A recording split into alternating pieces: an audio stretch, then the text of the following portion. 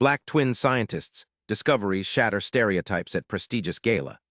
The champagne glass shattered on the marble floor, silencing the crowd of tuxedos and evening gowns. Dr. Maya Wilson stood frozen, the equations on the massive screen behind her illuminating her face in a blue glow as hundreds of eyes shifted from the broken glass to her. Next to her, her identical twin brother Marcus held his breath, watching the Nobel laureate who had just moments ago called their research impossible and fraudulent. The room crackled with tension as Dr. Evelyn Hargrove, the most respected physicist in the Western world, slowly rose from her seat, her eyes locked on Maya's. "Impossible," Dr. Hargrove repeated, her voice carrying across the grand ballroom of the Smithsonian. "Impossible because I've spent 40 years trying to solve this very problem." She took 3 deliberate steps toward the podium. "Impossible because what you've discovered changes everything we know about quantum entanglement." The silence stretched painfully as she reached the stage. "And absolutely brilliant." 6 months earlier, Maya Wilson stared at the rejection email on her computer screen, the harsh glow illuminating her small apartment cluttered with journals, takeout containers, and half-empty coffee mugs. 3 years of research, dismissed in 2 paragraphs. She pushed away from her desk, the chair wheels catching on a worn patch of carpet. "They didn't even read it, Marcus," she said into her phone, pinching the bridge of her nose. Said the methodology was unconventional and lacks sufficient peer validation. Translation: no one famous has signed off on it, so it must be garbage. On the other end of the line, her twin brother sighed. "Same old story. Which journal was it this time? Physics Today, that makes 7 rejections." Maya stood and walked to the window, looking out at the Chicago skyline glittering against the night. In the reflection, she could see the photograph taped to the glass, herself and Marcus at 10 years old, gap-toothed and beaming, holding their first-place science fair trophy. The memory felt distant now, the innocence of believing that brilliance alone would open doors. "We knew this would happen," Marcus replied, his voice carrying the familiar edge of frustration and determination that mirrored her own. "Doesn't matter that we graduated top of our class at MIT. Doesn't matter that our theory is sound. We're still the odd ones out." Maya pressed her forehead against the cool glass. "I'm so tired of fighting for a seat at the table, Marcus. Then let's build our own damn table." The line fell silent as Maya considered her brother's words. Since childhood, they had been finishing each other's sentences, completing each other's thoughts. Their connection went beyond typical twin bonds. It was like their minds operated on the same wavelength, something they'd eventually incorporated into their research on quantum entanglement. Where Maya excelled at theoretical frameworks, Marcus brought brilliance in experimental design. Together, they had developed a theory that could revolutionize quantum computing, if anyone would listen. "The Kensington Foundation Gala," Marcus said suddenly. "It's in 6 months. Every major player in physics will be there." Maya laughed sharply. "Right, and we're going to just waltz in and present our research to the scientific elite. We can't even get published in a mid-tier journal." "Dr. Jefferson is on the selection committee," Marcus continued, ignoring her sarcasm. "He was Mom's colleague at Howard. He always said he owed her for backing his early research when no one else would." The mention of their mother sent a pang through Maya's chest. Dr. Elaine Wilson had been a pioneer, one of the first black women to earn a PhD in theoretical physics from Princeton. She'd faced barriers at every turn but had broken through them with a quiet dignity and fierce intelligence that Maya had always tried to emulate. Before cancer took her 5 years ago, she'd made them promise to never let others define the limits of their potential. "It's a long shot," Maya said, though she could feel a spark of hope igniting. "Long shots are kind of our specialty," Marcus replied. "Besides, what's the worst that could happen? Complete humiliation, professional suicide, confirmation of every doubt we've ever had about ourselves," Maya suggested, though a smile was forming. Marcus laughed. "Exactly, just another Tuesday for the Wilson twins." Maya looked again at the childhood foe, remembering how their mother would tell them that their minds were their greatest assets, that no one could take away what they knew to be true. "Okay," she said finally, "let's do it, but we're going to need more than just theories. We need a working prototype." "I've got some ideas about that," Marcus said, and Maya could hear the excitement in his voice. "But I'll need you here in Boston. My lab space isn't much, but I'll be on the first train tomorrow," Maya interrupted, already mentally packing her bags. "Send me the address." The following morning, Maya boarded the Amtrak from Chicago to Boston, her laptop bag heavy with research notes and her mind racing with possibilities. As the train pulled away from Union Station, she opened her mother's old copy of Quantum Physics, Principles and Applications, running her fingers over the margin notes in Elaine Wilson's precise handwriting. A yellowed newspaper clipping fell from between the pages, a small feature from 1985 about her mother receiving a grant for her research. The headline reading, "Howard University Professor Defies Expectations." Maya smiled at the photo of her mother, young and determined, standing in a laboratory. She hadn't just defied expectations, she'd shattered them. Now it was their turn. The train rocked gently as it sped eastward, and Maya opened her laptop, diving back into the equations that had consumed the last 3 years of her life. The theory was elegant in its simplicity. Quantum particles could be entangled not just in pairs, but in complex networks that could exponentially increase computing power while maintaining stability, something previously thought impossible. If they could prove it worked, it would transform everything from medical research to climate modeling.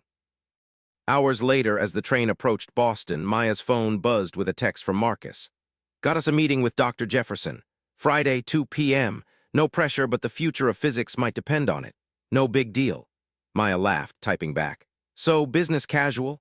Marcus's lab turned out to be the converted garage of his small Cambridge apartment, filled with salvaged equipment and hand-built devices that Maya couldn't immediately identify.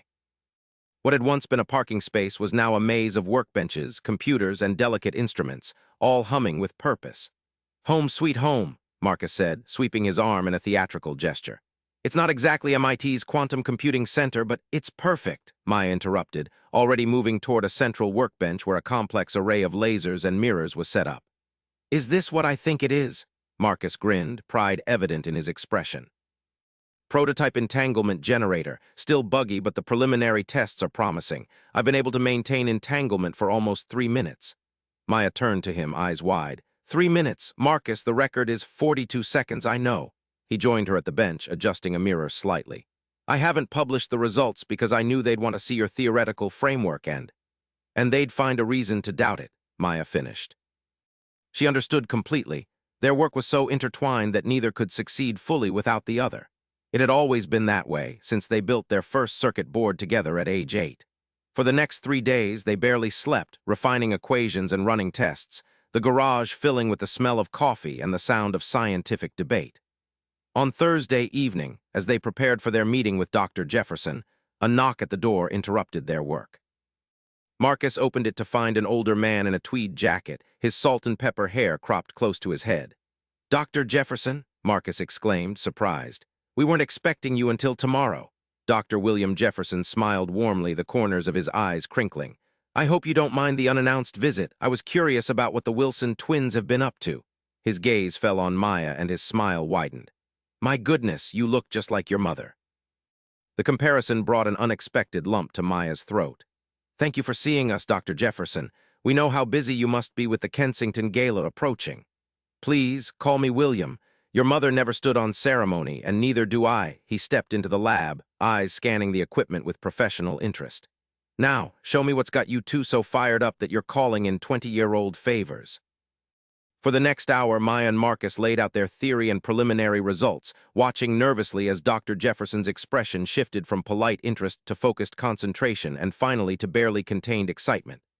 "This is remarkable," he said finally, removing his glasses and rubbing his eyes.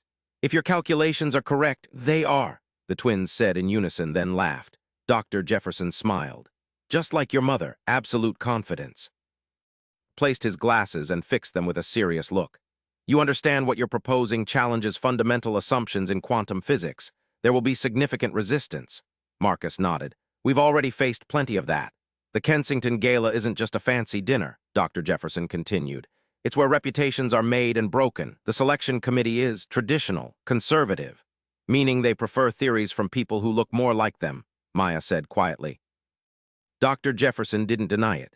"Science likes to think it's above prejudice, but scientists are still human. Your mother fought those battles her entire career." He paused, studying them.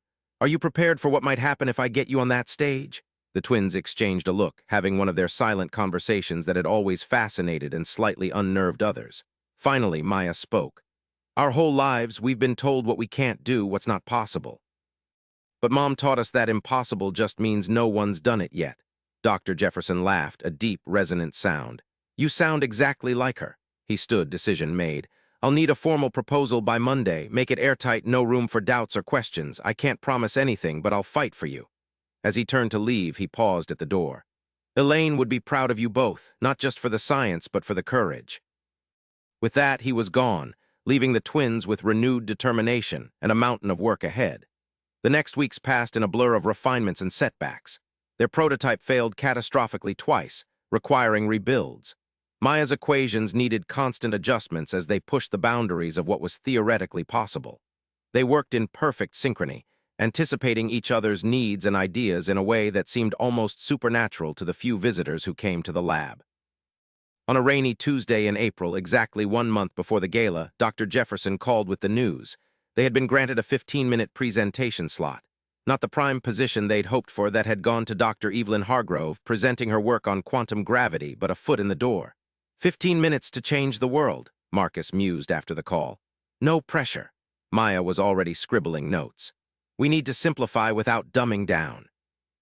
Visual impact without theatrics, and most importantly, a demonstration that can't be dismissed, Marcus finished. I've been thinking about that. What if we don't just tell them about quantum network entanglement? We show them, Maya said, eyes lighting up as she caught his train of thought. A real-time demonstration. Exactly, something so undeniable that even the skeptics can't ignore it. They worked through the night, fueled by excitement and the sense that they were on the cusp of something transformative. By morning, they had a plan, audacious, potentially revolutionary, and extremely risky. As the weeks passed, word began to spread in scientific circles about the Wilson twins' upcoming presentation. Most reactions were skeptical, occasionally condescending. At a physics conference in New York, Dr. Hargrove herself was quoted saying she found it charming that the selection committee was embracing diversity, though she questioned the scientific merit of untested theories from researchers without significant publication history. The quote, forwarded to Maya by a sympathetic colleague, stung but didn't surprise her. She hasn't even heard our theory and she's already dismissed it, she told Marcus over video chat while traveling back from a quick trip to Chicago to collect additional equipment. Then her face will be all the more satisfying when we prove it works, Marcus replied. How's the train? Productive? Maya glanced around the Amtrak quiet car where she'd spent the last 3 hours fine-tuning their presentation. Getting there, I keep thinking about Mom, how she'd handle this. She'd tell us to let our work speak for itself, Marcus said confidently, and then she'd tell us to make sure our clothes matched for once in our lives. Maya laughed, remembering how their mother had always insisted they dress professionally for every academic occasion, no matter how minor. Black excellence has to be twice as excellent, she would say. Unfair but true. I've got our outfits covered, Marcus assured her. You just make sure that presentation sings. The night before the gala, Maya couldn't sleep. She paced the small guest room in Marcus's apartment, rehearsing their presentation and running through potential questions and criticisms. Around 3 a.m., she found Marcus in the lab making final adjustments to their prototype, which was now housed in a sleek case that would fit in a carry-on suitcase. Couldn't sleep either, she asked, sitting beside him. He shook his head.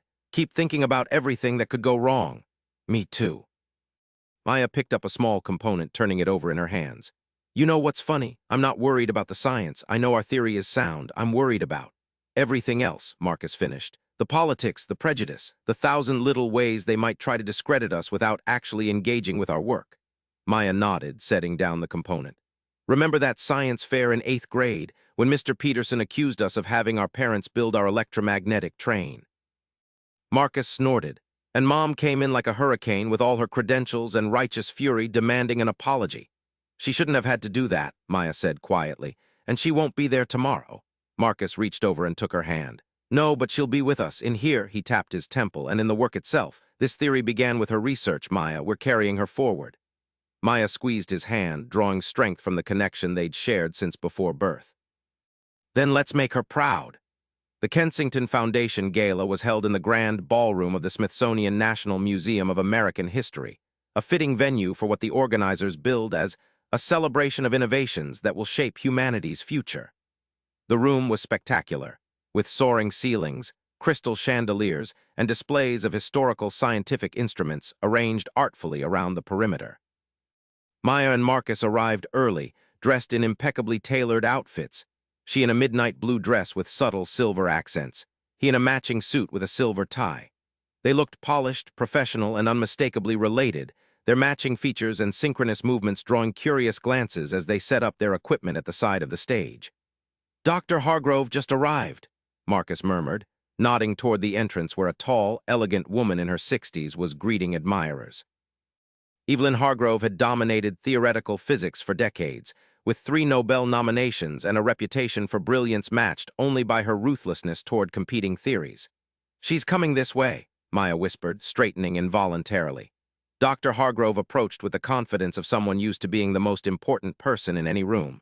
"You must be the Wilson twins," she said, offering a smile that didn't reach her eyes. "I've heard interesting things about your work." "All good, we hope," Marcus replied with a diplomatic smile. "Let's say intriguing."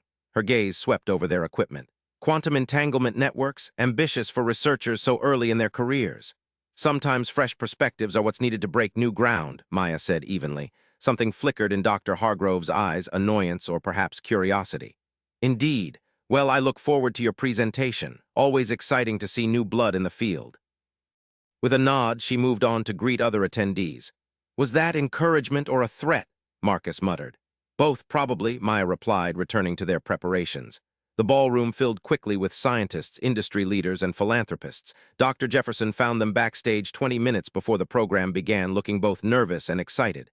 "Everything set?" he asked, checking his watch.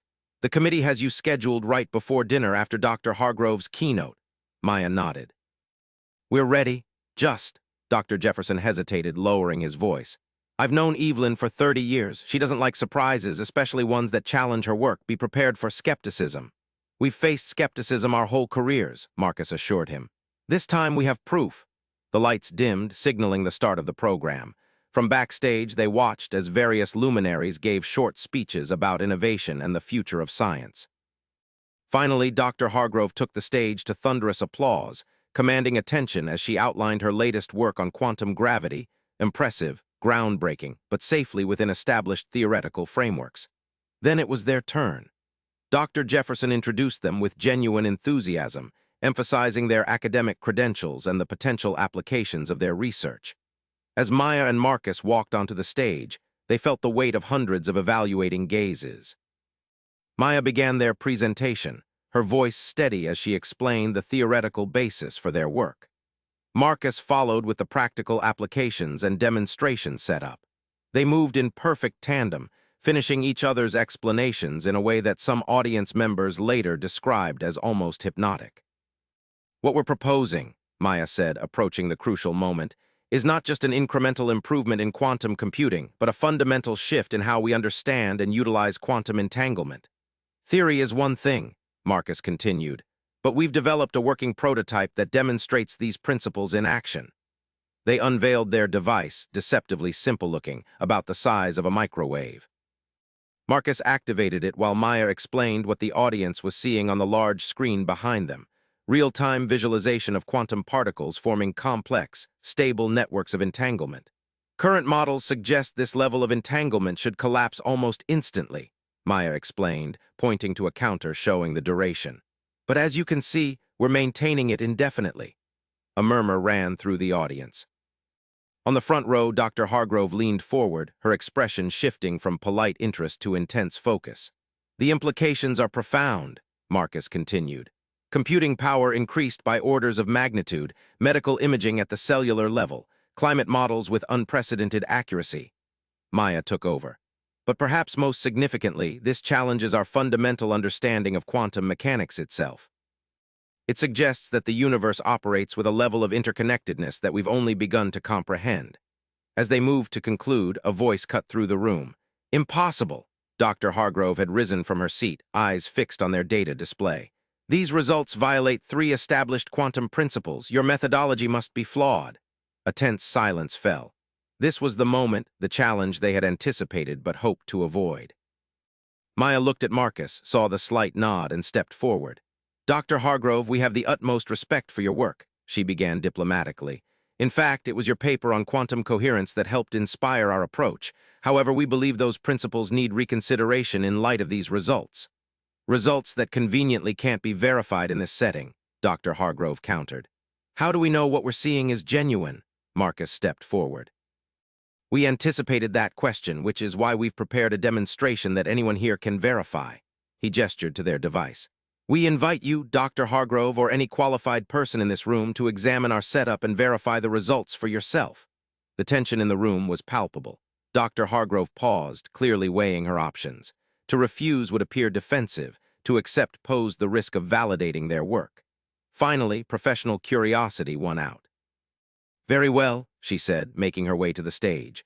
What followed was an intense 20 minutes as Dr. Hargrove meticulously examined their equipment, asked pointed questions, and ran impromptu tests. The audience watched in fascinated silence, witnessing a rare moment of pure scientific inquiry unfold in real time. Finally, Dr. Hargrove stepped back, her expression inscrutable. She turned to address a waiter, requesting a glass of champagne.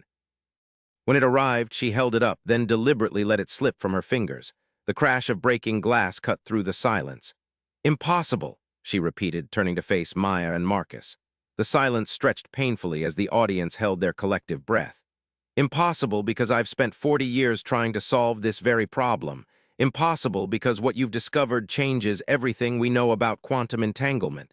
And absolutely brilliant. The room erupted in applause as Dr. Hargrove extended her hand first to Maya, then to Marcus. I have 1,000 questions, she said, a genuine smile breaking through her professional reserve. And I suspect we'll be working together to find the answers. The rest of the evening passed in a blur of congratulations, questions, and offers of collaboration. Industry leaders talked about applications and investments. Academic institutions extended research opportunities. Journalists requested interviews. Through it all, the Wilson twins maintained their composure, though they exchanged frequent glances of shared disbelief at the sudden shift in their fortunes. Near midnight, as the gala wound down, they found a quiet moment alone on the museum's terrace, looking out over the Washington Monument illuminated against the night sky. Mom would have loved this, Marcus said softly, loosening his tie. She would have been taking notes on everything Dr. Hargrove said, Maya agreed with a smile, and then arguing with half of it. They laughed, the sound carrying in the night air. After a comfortable silence, Marcus asked, What happens now? Maya considered the question. We keep going. This is just the beginning, you know. The real work starts tomorrow, proving this wasn't a fluke, developing applications, writing papers that will actually get published now. And dealing with being those brilliant Wilson twins instead of those Wilson twins with the questionable theories, Marcus added wryly. I can live with that adjustment, Maya said, then grew serious. But we can't forget what it took to get here or how many others like us don't get this chance. Marcus nodded. So we make sure we're not the last. We open doors like Mom did, mentor others, challenge the system from the inside now. Dr. Maya Wilson, revolutionary physicist and mentor, she said, testing the sound of it. I like it. Don't forget Dr. Marcus Wilson, experimental genius and fashion icon, he quipped, straightening his collar dramatically. Maya laughed, then looked up at the stars, the same stars that had fascinated them as children, that had inspired their mother's work, and that now seemed somehow closer than before. We did it, she whispered, not just to Marcus, but to the memory of their mother and to their younger selves who had dared to dream of this moment. From the doorway, Dr. Jefferson watched them with a satisfied smile. He'd known Elaine Wilson when she was their age, brilliant, determined, and constantly underestimated. He could almost see her standing between her children, arms around their shoulders, face lit with pride. In his pocket was a photograph he planned to give them later, Elaine at her first major conference, standing alone but defiant, a pioneer clearing the path that her children had now followed and extended. The future would still hold challenges, he knew. One triumphant night didn't erase centuries of systemic barriers. But as he watched the Wilson twins talking animatedly under the stars, finishing each other's sentences and gesturing with identical enthusiasm, he felt something he hadn't experienced in years. Hope for the future of science, and for the brilliant minds that would shape it. Inside the ballroom, Dr. Hargrove was gathering her things, still processing the implications of what she'd witnessed. In 40 years of physics, she had never been so thoroughly surprised or so intellectually stimulated. She found herself looking forward to the debates and collaborations to come, to the papers they would write together challenging long-held assumptions. Perhaps, she thought with uncharacteristic sentimentality, this was how scientific progress was supposed to feel, not like defending territory, but like discovering new continents alongside fellow explorers. The Wilson twins remained on the terrace a while longer, reluctant to end this perfect moment. Tomorrow would bring new challenges, new skeptics to convince, new barriers to break. But tonight they had proven what their mother had always told them, that with brilliance, perseverance, and unwavering confidence in each other, nothing was truly impossible. As they finally turned to leave, Maya paused for one last look at the stars. "Thank you," she whispered, a message to their mother and to all those who had come before, making their path possible. Then she linked arms with her brother, and together, as they had always been, they walked back into the light.